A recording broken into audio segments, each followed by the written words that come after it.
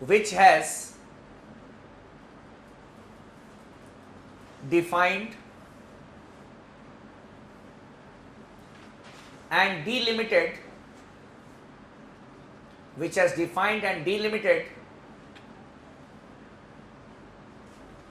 the powers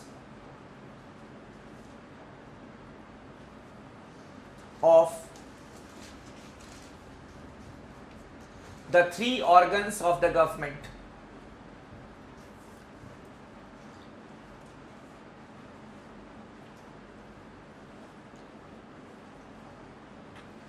If a law of the Congress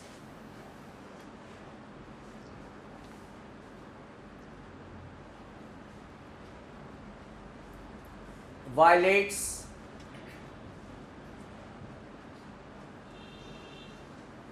any of the provisions of the Constitution,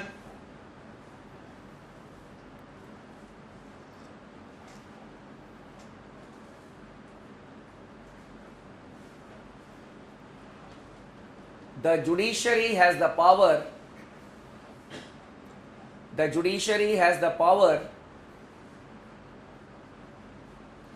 to declare it as null and void.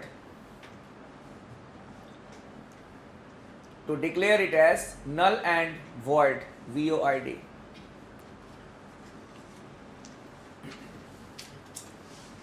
Basically, I discuss the world constitutions here and there, so that when the things we are discussing the things now, they can be correlated with another topic, that is the world constitution comparison with Indian constitution. Clear? So here only you will get an idea, because at the end where we discussed, I had told you the basic features of this constitution, that may a boring thing also. So we need to correlate the things, and then we will be able to understand and present it in a better way in the examination if the question is asked. Now comes the question here, that in India, who has got the power of judicial review? You can write as note. In India, the Supreme Court and High Courts,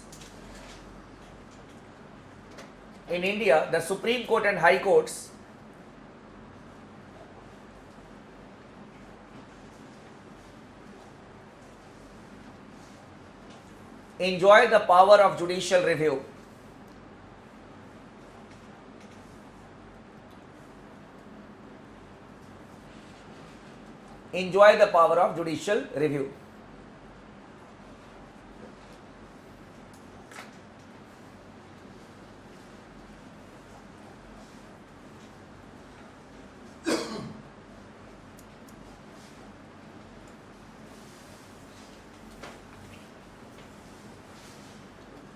Now coming to this topic, judicial review and fundamental rights. If a law violates any of the fundamental rights, if it can be declared as null and void or not. Because by now we have understood what is judicial review. This is the main question here. What the Constitution says. Article 13 clause 1, you can write it. Article 13 clause 1 holds that any law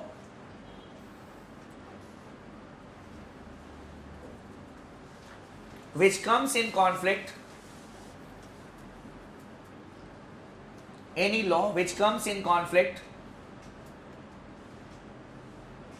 with any of the fundamental rights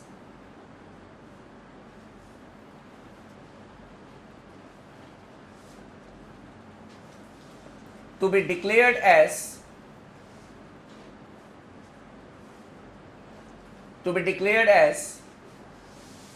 null and void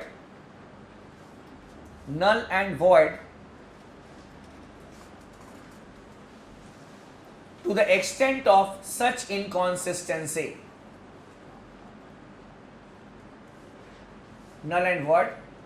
to the extent of such inconsistency.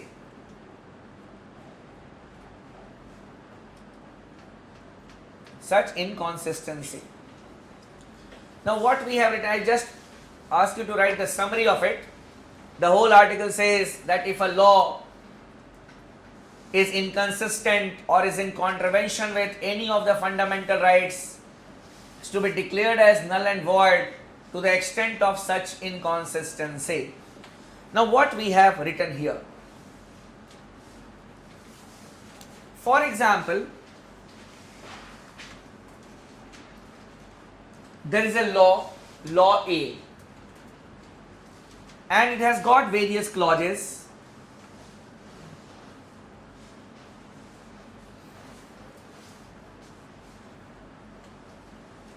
It has got various clauses. Suppose these two clauses of law A, they are coming in conflict with a fundamental right, that is Article 18. It is a hypothetical situation. Suppose not the whole law, but only two clauses, clause C and clause D, are coming in conflict with Article 18, which is a fundamental right. Now what we have written here is that if a law is inconsistent or is in conflict with one of the fundamental rights or of the fundamental rights, it has to be declared as null and void to the extent of such inconsistency. To the extent of such inconsistency means the whole law will not be declared as null and void. Only the clauses, the sub-clauses which are coming in conflict with the fundamental rights, they are to be declared as null and void. Means here clause C and clause D, they will be declared as null and void, means they will be declared as dead law altogether. They will not be there in the law book. Clear? They will be eliminated because they have to be declared as null and void according to article number 13 clause 1. Not the whole law, but only the clauses or the sub clauses which will be coming in conflict, only they will be declared as null and void. A, B and E will be there in the law book. Only C and D. Why? Because they are inconsistent with the fundamental right. This is known as doctrine of severability.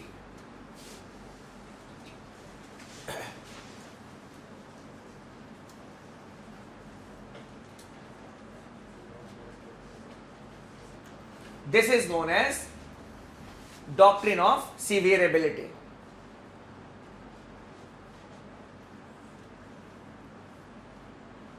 Now, suppose if I am standing here, clear? If I am standing here,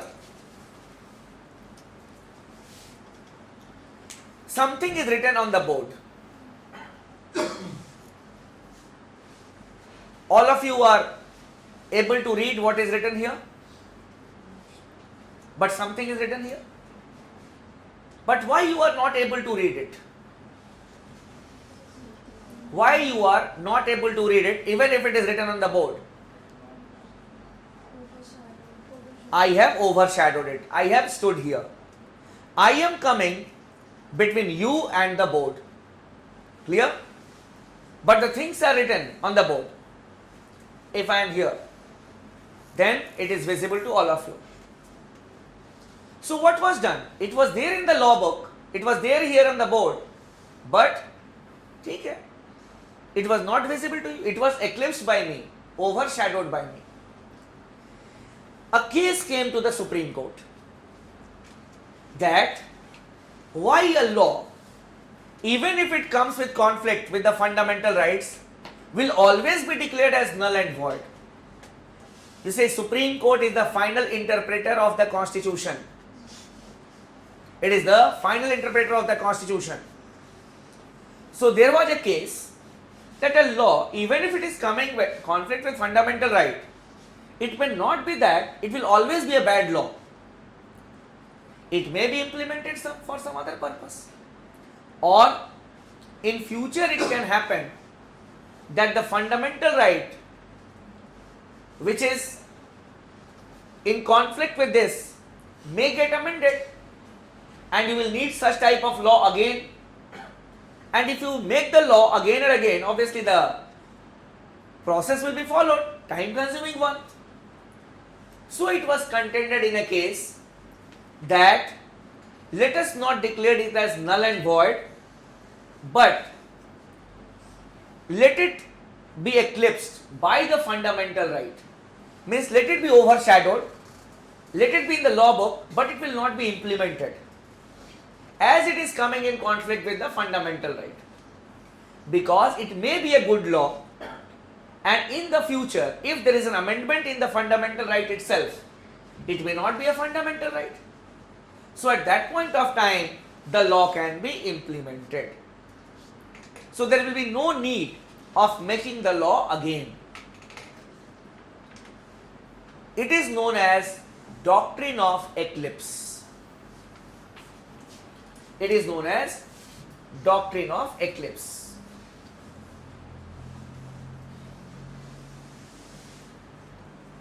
You can write it. The Supreme Court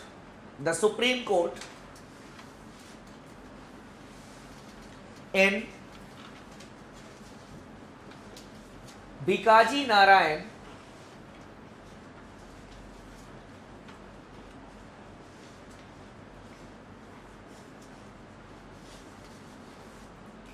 versus State of MP case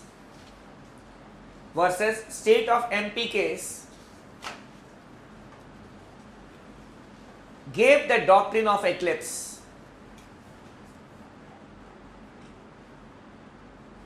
Gave the doctrine of eclipse.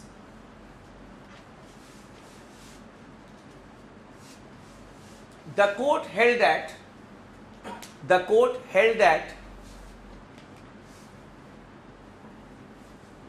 a law, even if it is inconsistent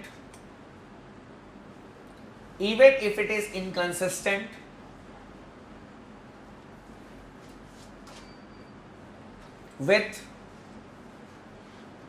any of the fundamental rights,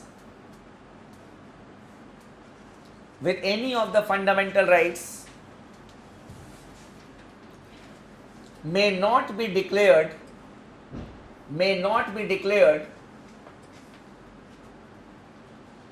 as a dead law altogether.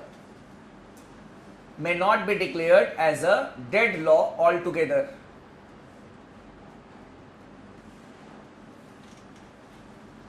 But it will be overshadowed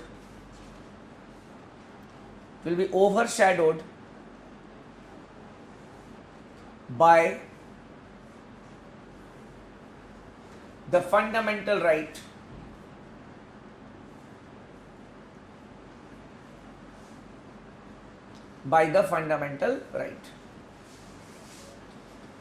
The eclipsed part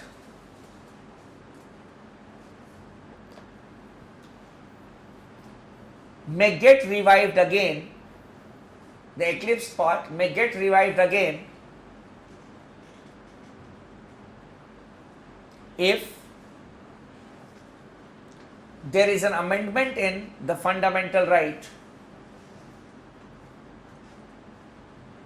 If there is an amendment in the fundamental right.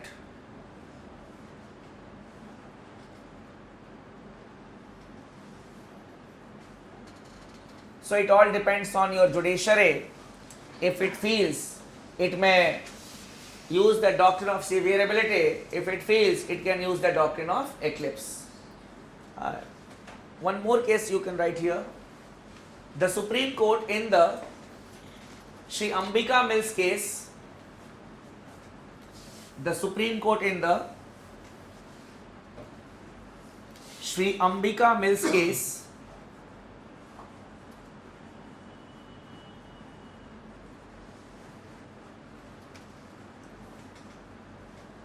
It was Ambika Mills versus State of Gujarat case. ठीक है, but just you remember this. Shri Ambika Mills case, the Supreme Court held that